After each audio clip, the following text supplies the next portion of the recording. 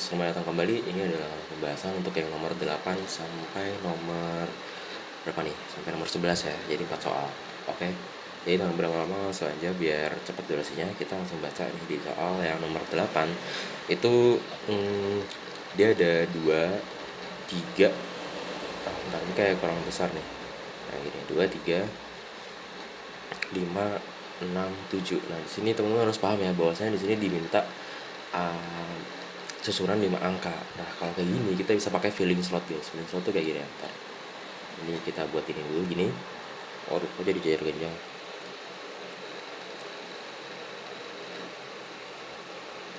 Set. Nah, ini kita tarik slot ya. Taruh 5 lah ya. Ini ada 1 2 3 4 5. Nah, udah cukup. Langsung aja kita perhatikan ya. Di sini angka pertama, jadi di bagian sini itu harus ganjil. Jadi angka ganjil apa aja kita tulis nih. Ada angka 3, ada angka 5, sama ada angka 7. Terus dan angka yang kelima itu genap ya. Jadi angka pertama ganjil dan angka kelima genap. Ini angka yang kelima nih, ini 1, 2, ini 5. Itu genap. Genap itu apa aja? Genap itu 2 sama 6 gitu. Nah, berarti ini kayak gini teman-teman ya. Ada 5 angka dan di slot pertama ini kita harus ngisi angka ganjil, dan angka ganjil itu totalnya ada 3. Berarti ada 3 cara ya untuk mengisi gitu. Ada 3 cara untuk mengisi slot pertama. Terus ditanya nih, lanjutnya angka kelima itu genap. Nah, angka genap itu kan ada 2 ya. Berarti untuk mengisi slot kelima ini itu dia harus angka genap, dan angka genap itu ada 2 cara untuk mengisi, yaitu bisa 2 bisa 6. Jadi kita tulis 2 kayak gini. Nah, berarti dari kelima angka ini ya, itu gini ya. Dari kelima angka yang di sini udah ada 2 angka, total ada 2 angka yang terbuang maksudnya tuh terisikan gitu. Jadi misal kalian punya 5, satunya ditaruh di sini, satunya ditaruh di sini yang kelima, berarti kan sisa 3 kan, tapi nggak tahu nih yang terisi yang mana. Jadi kita anggaplah sisa 3. Untuk sisa 3 itu untuk mengisi kekosongan yang ada di sini. Ini sama ini. Itu cuma bisa tersisa 3 angka gitu lah. Cara jelasnya ya. Jadi 3 faktorial teman. Atau mungkin kalau misalnya kalian nggak ngerti 3 faktorial itu gimana, ya udah gampangnya gini ya. Kalau pakai nalar ya. Kalau pakai logika, angka slot kedua itu kan ada 3 pilihan angka ya tersisa di sini. Taruh di dalamnya gini, set. Nah, terus slot ketiga itu karena dari 3 angka ini udah diisiin ke slot kedua, maka sisa 2. Berarti slot ketiga ini cuma bisa tersisa 2 angka untuk memilih. Berarti 3, yang 2 slot kedua itu 3, berarti yang slot ketiga 2. Nah, terus slot keempat gimana? Slot keempat, nah sama kayak sebelumnya, karena 2 angka itu udah ada yang terisi 1 ke slot 3, ya udah berarti sisa 1. Jadi untuk slot keempat kita cuma ada cara memilih 1 angka lagi gitu. Set, nah kayak gini. Berarti ya udah tinggal kita kaliin kan. 3 kali 3 kali 2 kali 1 kali 2. Nah, ini berapa hasilnya? 3 kali 3 9. 9 kali 2 kali 1 kali 2. 9 kali 2 itu 18. 18 dikali 2 sama dengan 36. Nah, semoga dengan penjelasannya kalian ngerti lah ya guys ya. Kalau yang nggak ngerti, coba kalian lihat di PDF-nya atau mungkin bisa tanya langsung di kolom komentar. Pasti akan jawab. Pokoknya ini cara simpelnya gini ya teman-teman ya. Kita pakai filling slot gitu kan. Oke, masalahnya kita lanjut ke nomor yang berikutnya, yaitu nomor 9. Nah, nomor 9 ini nomor 9 ini ada segitiga ABC dan besar CAB. Ya, ACB itu adalah 30 derajat. Nah, ACB itu di sini teman. Ini kan A ya. Nah, ini C. Nah, berarti di sini 30 derajat. Gini. Bentar, kotak sih. 30 derajat ya. Nah, terus A ke C itu 4 ya. Kita tulis 4 di sini ya. Dan titik D itu terletak pada sisi BC ya. D di sini ya. Sama kayak yang ada di gambar. Sehingga AD tegak lurus dengan BC. Oke. Terus AD sama dengan BD. Nah, ini juga penting ya teman-teman. AD itu sama kayak BD gitu kan. Kita lama yang ditanya tuh besar dari BAC. BAC berarti di sini tuh, di sini nih. Nah, di sini nih berapa nih kira-kira di bagian sini. Nah, caranya gini tuh identifikasinya. Jadi kan satu segitiga itu kan 180 derajat ya. Nah, 180 derajat di sini udah dikurangin nih, dikurangin 30 derajat. Kalau misalkan udah dikurangin 30 derajat, berarti yang di sini berapa? Maksudnya gini, ini kan 30 derajat. Nah, di sini kan tegak lurus kan 90 derajat ya. Berarti kalau di sini 30, di sini 12 di sini 90, berarti kan dari 180 derajat itu udah dikurangin 90 sama udah dikurangin 30. Berarti 180 dikurangi 120 kan totalnya. Berarti yang di sini adalah 60 derajat kayak gitu. Nah, ada pas ya 180 derajat berarti ya. Nah, sekarang kita tinggal nyari yang bagian sini nih. Nah, jadi kan gini teman-teman ya. Segitiga kan 180. Kalau misalkan sisi ini dan sisi AD dengan sisi BD itu sama dan di sini itu 90 derajat, berarti otomatis di sini berapa? Otomatis di sini 45 dong. Ya, semoga kalian ngerti lah ya. Kenapa kayak gitu? Karena ini kan BD sama AD itu sama. Di sini 90, berarti di sini pasti otomatis 45 gitu. Nah, langsung aja balik ke pertanyaannya. Pertanyaan itu adalah besar BAC. Besar BAC itu berarti 45 tambah 60 dong.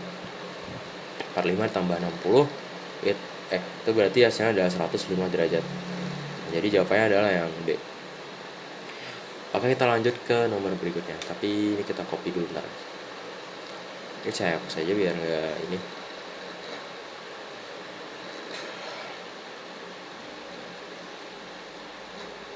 Nah,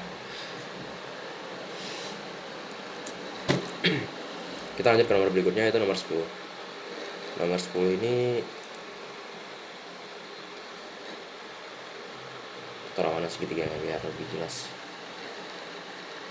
Taruh bawahnya kali ya. Nah, salah sini nggak apa-apa. Kita langsung gabung aja guys, nomor 1 sama nomor 10. Nomor 10 sama nomor 11, sorry. Nah, panjang AB, ditanya adalah panjang AB teman-teman. Kalau misalkan kalian ditanya panjang AB kayak gini, itu berarti kalian perlu cari, ya kan 4 ya di sini. Nah, berarti kalau kalian tanya panjang AB, kalian harus gunain yang info yang ada gitu. Misal ini ada AC 4, berarti kan dengan info AC 4 kita bisa mencari ini kan.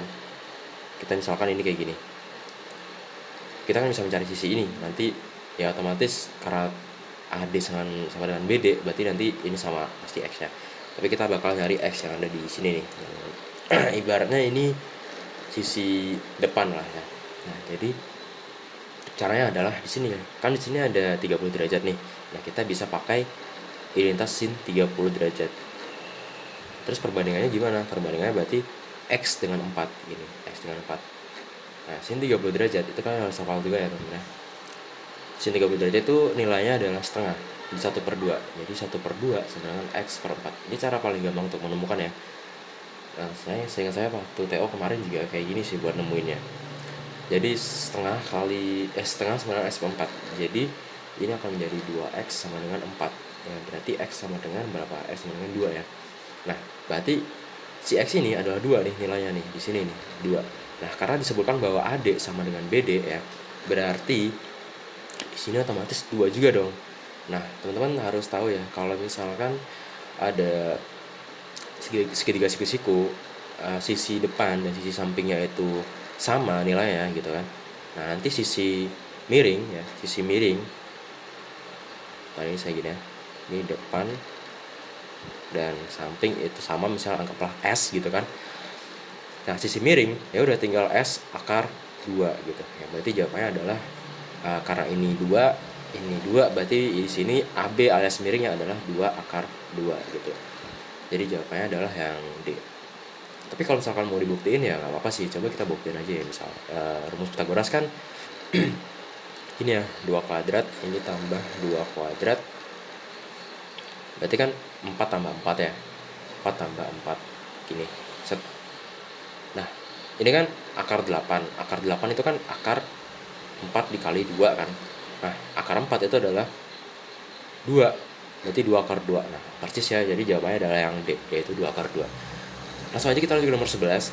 Nah, nomor 11 ini ditanya luas segitiga. Teman-teman, luas segitiga itu adalah rumusnya adalah setengah dikali alas dikali dengan tinggi. Berarti kita perlu tahu ini ABC ya. ABC berarti total dari sini sampai sini. Dengan yang kita ketahui bahwasanya tingginya itu kan udah ketemu nih, tingginya adalah 2 nih. A ke D itu kan tinggi ya. Jadi tingginya adalah 2. Oke, berarti tinggi 2 ya ini. Terus sekarang kita perlu nyari alas. Nah, kalau misalkan B ke D itu adalah 2 ya, berarti D ke C berapa ya? D ke C kita pakai Pitagoras lagi, rumus Pitagoras, yaitu ini kan ada segitiga ini nih. Saya gambar gini ya. Set. Nah, ini kan 4 nih di sini. Dan di sini diketahui ini 2 nih. Nah, berarti untuk mencari sisi yang di sini kita anggaplah X lagi. Berarti kita pakai rumus Pitagoras lagi. Tadi kalau misalkan untuk nyari sisi miring ditambah, berarti sekarang dikurang teman-teman. Jadi 4 kuadrat ditambah 2 kuadrat. Kok ditambah? Sorry. Dikurang 2 kuadrat. Ini gini. Itu berarti 16 dikurangin 4, yaitu akar 12. Nah, akar 12 itu adalah sama kayak 4 dikali 3. Akar 4 kali 3. Berarti ini hasilnya adalah 2 akar 3 gitu. Nah, berarti untuk sisi dari D ke C itu adalah 2 akar 3. Nah, karena 2 dan 2 akar 3 bisa ditambahin secara langsung, ya udah kita alasnya berarti gini aja. 2 ditambah 2 akar 3. Nah, ini untuk alas ya. Langsung aja kita eksekusi ya. L sama dengan setengah dikali 2 ditambah 2 akar 3, lalu tingginya tadi 2 ya. Berarti ini bisa kita coret ini jadi 1. Berarti L sama dengan 2 ditambah 2 akar 3. Jadi jawabannya adalah yang E ya teman-teman ya. Oke, jadi selesai. Cukup sampai sini, kita akan lanjut lagi ke soal berikutnya, yaitu soal 12 dan seterusnya. Semoga penjelasan mudah dipahami, dan kalau emang ada yang mau ditanyakan silahkan ditanyakan aja ya, atau mungkin kalian bisa lihat di PDF gitu. Oke, sampai jumpa di video berikutnya.